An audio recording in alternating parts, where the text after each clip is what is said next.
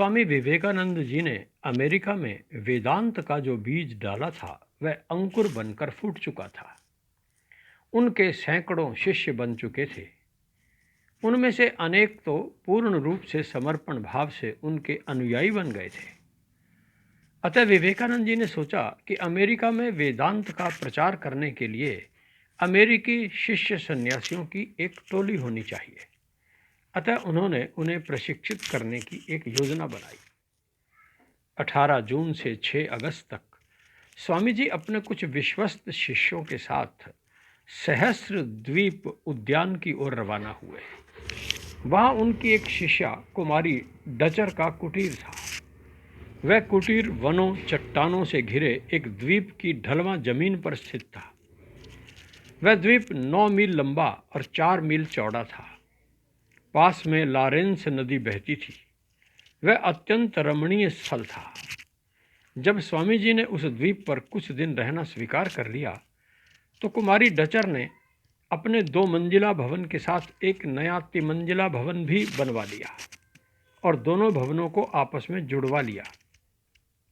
यह भवन उन्होंने विशेष रूप से अपने गुरु की अध्यात्म साधना और उच्च साधना के लिए बनवाया था। बाद में दिसंबर 1947 में वह कुटीर न्यूयॉर्क के रामकृष्ण सेंटर ने खरीद लिया था। आज उसका नाम विवेकानंद कॉटेज है। उन दिनों स्वामी जी बहुत ही उच्च भाव भूमि पर स्थित थे। अपने 10-12 अमेरिकी शिष्यों के साथ वे वेदांत, बाइबल, गीता और उपनिषद पर वार्ता करते थे। इसी बीच श्रीमती फंकी और क्रिस्टीन ग्रीन अचानक वहां आ पहुंची। उनके आने की कथा भी कम रोमांचक नहीं है। डेट्रॉइट में रहते हुए श्रीमती फंकी और क्रिस्टीन स्वामी जी के प्रवचनों से बहुत प्रभावित हुई थी, परंतु उन्हें स्वामी जी का निकट का संपर्क नहीं मिला था। दोनों के मन में था कि ऐसी उच्च आत्मा के साथ व्यक्तिगत संपर्क में रहा जाए। दोनों इस तलाश में थी कि कहीं स्वामी जी मिल जाएं और वे उनसे वार्ता करें। काफी दिनों तक स्वामी जी की खोज खबर न होने के कारण उन्होंने सोचा कि शायद स्वामी जी वापस भारत चले गए हैं। अचानक उन्हें समाचार मिला कि स्वामी जी गर्मी की छुट्टियां सहस्त्र द्वीप उद्यान में बिताने वाले हैं। बस फिर क्या था, वे दीवानों की तरह अपने गुरु को पाने के लिए अगली सुबह घर से निकल पड़ी। वहां जाकर पता चला कि वे एक बिल्कुल निर्जन स्थल पर निवास कर रहे हैं। अब मन में संकोच भी हुआ कि कहीं हम स्वामी जी के एकांत में खलल तो नहीं डालेंगी, परंतु दीवानगी भी तो कोई चीज होती है। रात हो गई थी, अंधेरी काली रात, रिमझिम बारिश हो रही थी। वे दोनों सुबह से चलते चलते थक गई थी, परंतु गुरु से मिले बिना मन नहीं मान रहा था।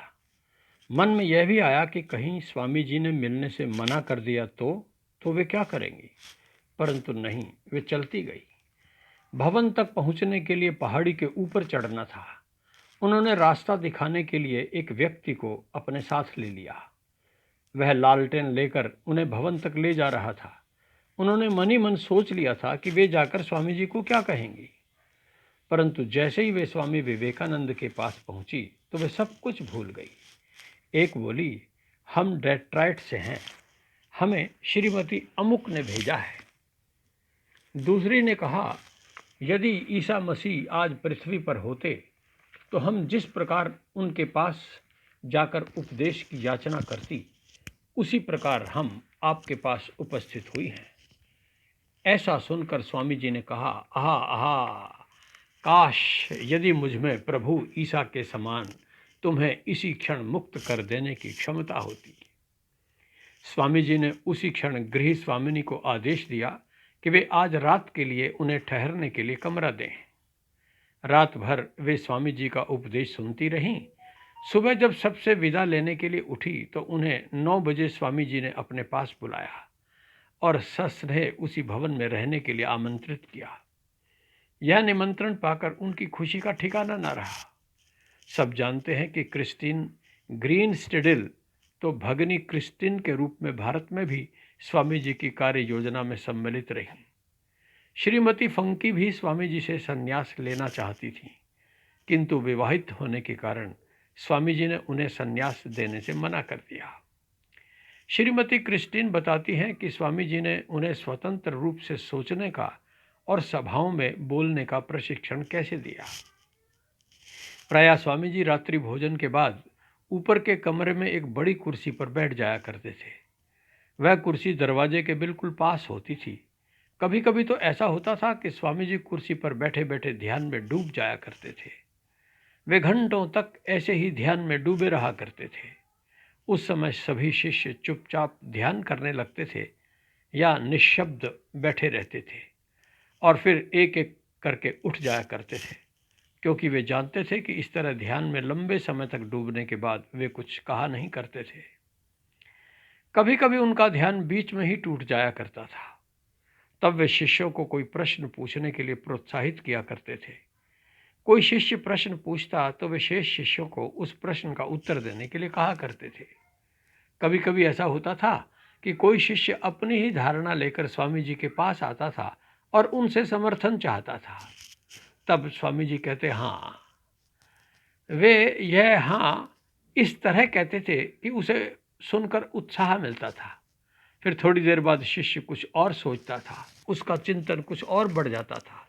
वह फिर से स्वामी जी के पास जाता था और फिर समर्थन मांगता था।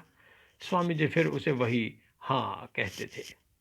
अगली बार जब वह स्वामी जी के पास जाता था और उसकी उलझन समाप्त नहीं होती थी तो स्वामी जी उसकी उलझन सुलझा दिया करते थे। इस तरह उनका शिक्षा देने का क्रम प्रोत्साहित करने वाला और अपने शिष्यों के चिंतन को जगाने वाला होता था।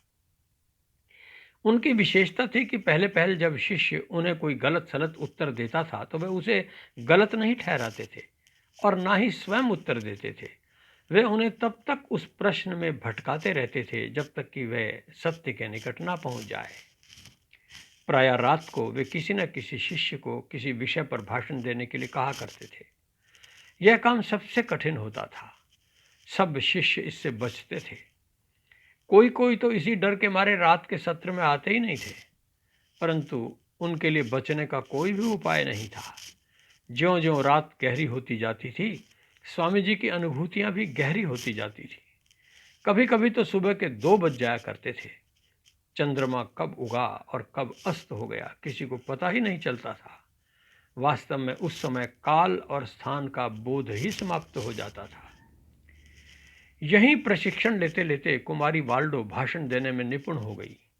यद्यपि वे स्वामी जी के भाषणों के नोट्स लिया करती थी, उनके लिए नोट्स लेना बहुत कठिन होता था। कारण यह था कि स्वामी जी की वाणी में इतनी मिठास होती थी कि वे उसी मिठास के दिव्य संगीत में खो जाती थी। उस मंडली में सबसे रोचक व्यक्ति थे कैम्ब्रिज के डॉक्टर वाइट। वे 70 साल से अधिक होकर भी बालकों के समान उत्साही थे। सब लोग उन्हें वयोवृद्ध डॉकी वाइट कहकर पुकारते थे। उनकी खास आदत ये थी कि वे हर कक्षा के अंत में स्वामी जी के पास आते थे, थोड़ा सा झुकते थे और अपने गंजे सिर को सहलाते हुए नाक से तेज स्वर में कहते थे, तो स्वामी जी आखिर निष्कर्ष ये हुआ ना कि हम सब ब्रह्म हैं। इस पर मनोविनोद के मूड में स्वामी जी मुस्कुरा उठते। वे कहते थे, हाँ डॉकी, सच मानो तुम अपने अस्तित्व में ही पूर्ण ब्रह्म हो।